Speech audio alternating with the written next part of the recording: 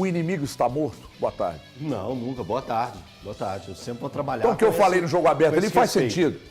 O atleticano que se preza, ele fica com o pé atrás porque ele já teve modelos que ocorreram com ele. Atlético. É isso. Com o próprio Atlético, né? O atleticano mais antigo vai lembrar do trauma que o Atlético tem em momentos tão decisivos assim, que é o jogo contra o Rosário Central. O Atlético vence por 4-0 aqui em Belo Horizonte, no jogo no Mineirão, um jogo com muita chuva, lembra exatamente desse dia, vai para Rosário e acaba perdendo de 4-0 e depois perde nos pênaltis. O Atlético tem que trabalhar com a cabeça do que o Milito colocou ontem. Corinthians e Flamengo meteu 3-0 no Atlético e tomou 4-1. Exato, com o agregado, né? Fez essa vantagem. Então o futebol eu penso com respeito, mas entendo o torcedor que está mais eufórico. Mas eu trabalho com respeito pelo que é o River Plate, pelo que é o Monumental de Nunes. Esse é o ponto que eu quero tratar com a minha turma agora no YouTube. River Plate, Galhardo, Monumental. Eu acho que o Atlético tem mais que não só os 3 motivos dos 3 gols aqui, mas 3 motivos contrários para ter ficar com os pés no chão. O Ronaldo virou para mim agora e falou assim: mas nunca vi falar que 3-0 é um placar perigoso. Eu explico daqui a pouco no YouTube, até já. Já estamos no YouTube, inclusive. Falei aqui, e é bom reforçar, Dona. Um 4-0 em 95 aqui, depois lá nos penais o Atlético perdeu uma Comebol, desculpa, isso mesmo, Copa Comebol, porque é Copa Comebol, Sul-Americana, muda tudo, Mercosul e tal.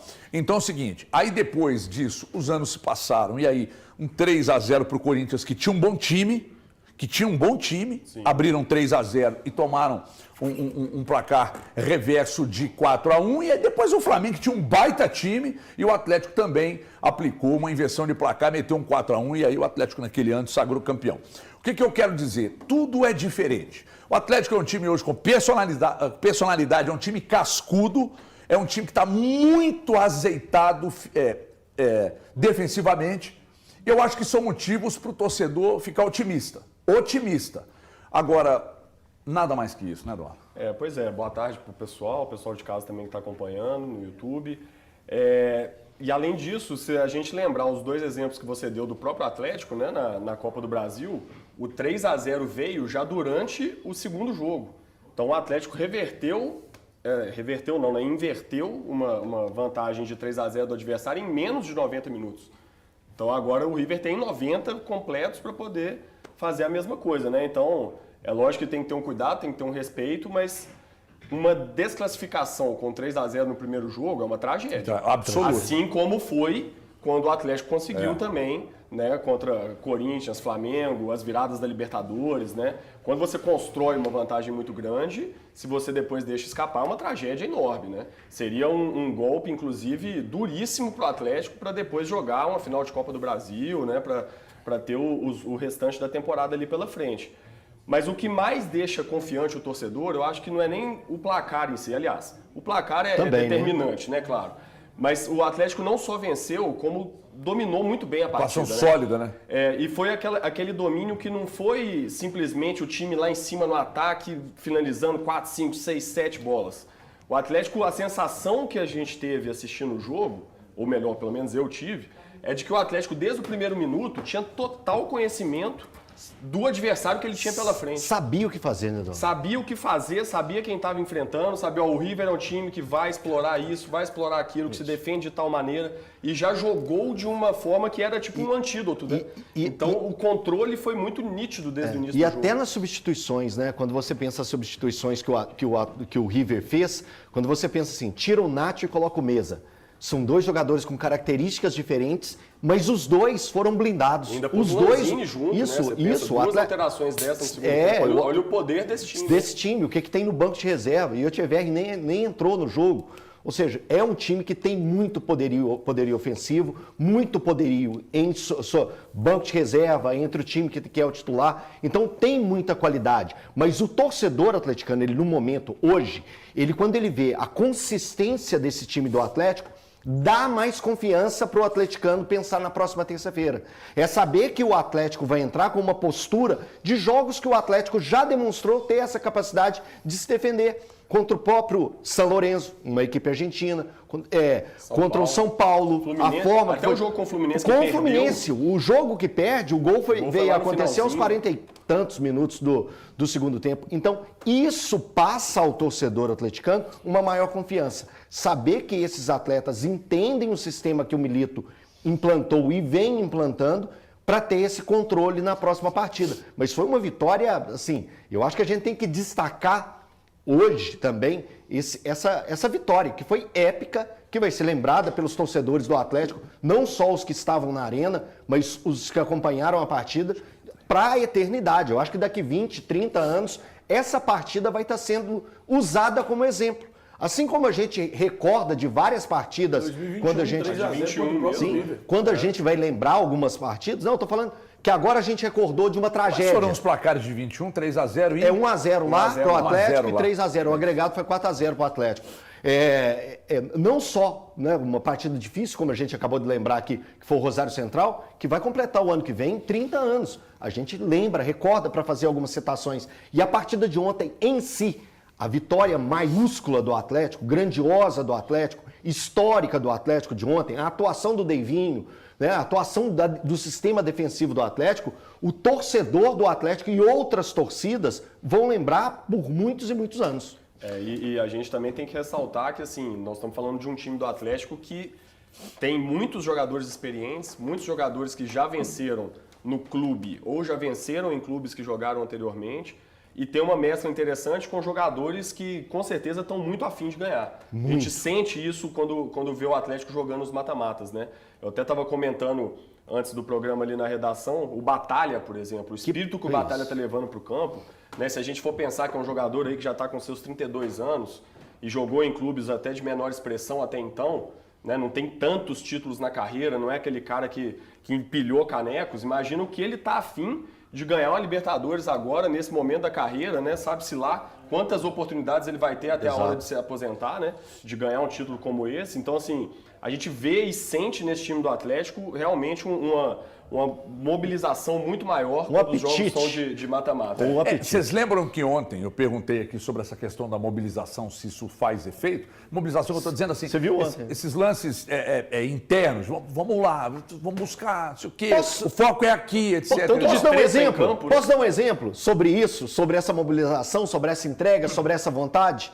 A cabeçada no gramado, na bola Fausto Vera. que o Fausto Vera deu. Que, aliás, mais uma grande Mais partida. uma grande partida. Que até outro dia Mais uma falavam que grande ele não partida. dava carrinho, né? Dedo Até do cabeçada Milito, tá? no chão ainda. Dedo do Milito. Porque Cara, o Milito ontem, a entrada do Davidson eu entendo E claramente. aqui, O Davidson é titular. Mas vem desse cá, time. foi pensada. A gente falou isso aqui ontem, gente.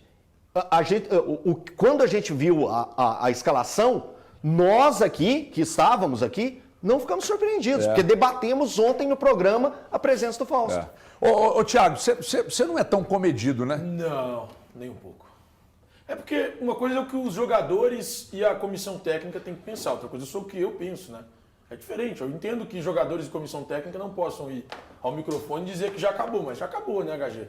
A verdade é que o jogo da volta é um grande reconhecimento do gramado para a final da Libertadores. Gente, Os caras vão pra lá, saber como tá o gramado do Monumental de Nunes e se preparar já para a final. Velho, sabe por que eu penso isso, Everton? Porque este Atlético, ele é muito mais sólido, muito mais forte do que aquele Atlético, por exemplo, de 95, que perde para o Rosário depois de uma goleada. Sim. Não dá para comparar. E a gente assiste a um Atlético hoje com um treinador que, cara, tá vivendo a melhor fase dele. Desde que ele chegou ao Atlético.